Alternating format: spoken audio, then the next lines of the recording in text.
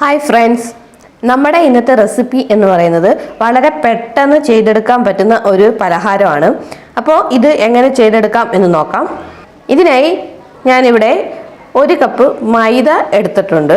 നമുക്കിതൊരു പാത്രത്തിലോട്ട് ഇട്ട് കൊടുക്കാം. എന്നിട്ട് 1/2 കപ്പ് റവ, പിന്നീട് വേണ്ടത് 1/2 കപ്പ് പഞ്ചസാര, പിന്നെ 1 പിഞ്ച് ഉപ്പ്, പിന്നെ 1 ടീസ്പൂൺ ഏലക്കാപ്പൊടി. ഇനി നമുക്ക് ഇതിലേക്ക് പാല് ചേർത്ത് കൊടുക്കാം. ഞാനിവിടെ 1 കപ്പ് പാലാണ് എടുത്തിരിക്കുന്നത്. നിങ്ങൾക്ക് 1 കപ്പ് പാലിന് പകരം 1/2 കപ്പ് പാലും 1/2 കപ്പ് വെള്ളവും വേണമെങ്കിൽ എടുക്കാവുന്നതാണ്. അതുപോലെ ഇത് ചെറിയ ചൂട് പാലാണ്.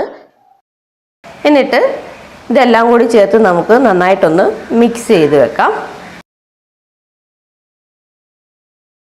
എല്ലാം നന്നായിട്ട് മിക്സ് ചെയ്തതിന് ശേഷം നമുക്കിത് റെസ്റ്റ് ചെയ്യാൻ വെക്കേണ്ടതാണ്. ഏകദേശം അരമണിക്കൂറെങ്കിലും ഇത് റെസ്റ്റ് ചെയ്യാൻ വെക്കാം. അരമണിക്കൂർ കഴിഞ്ഞിട്ടുണ്ട്. ഇനി നമുക്കിതിലേക്ക് ഒരു 2 പിഞ്ചോളം സോഡാപ്പൊടി ചേർത്ത് കൊടുക്കാം. ഈ സോഡാപ്പൊടി ചേർത്തില്ലെങ്കിലും കുഴപ്പമില്ല, ഇത് ഓപ്ഷനിലാണ്, നിങ്ങൾക്ക് വേണമെങ്കിൽ ചേർത്താൽ മതി. എന്നിട്ട് ഇവയെല്ലാം കൂടി ചേർത്ത് നന്നായിട്ടൊന്ന് മിക്സ് ചെയ്യാം.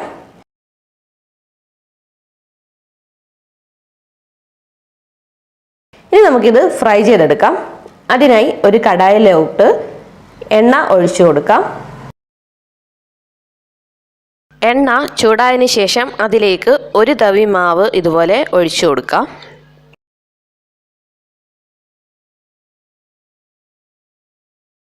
ഇനി ഇതിൻ്റെ മുകളിലോട്ട് എണ്ണ ഇതുപോലെ ഒന്ന് താളിച്ചു കൊടുത്തുകൊണ്ടിരിക്കണം.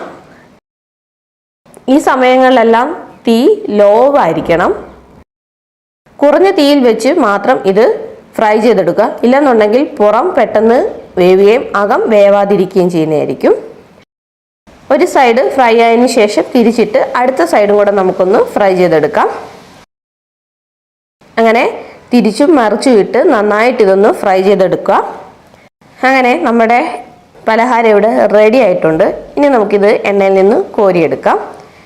ഇത്തരത്തിൽ ബാക്കിയുള്ളതും കൂടി ചെയ്തെടുക്കാം. അങ്ങനെ വളരെ പെട്ടെന്ന് ചെയ്യാവുന്ന ഒരു പലഹാരമാണിത്. അപ്പോൾ എല്ലാവരും ഇതൊന്ന് ട്രൈ ചെയ്ത് നോക്കുക.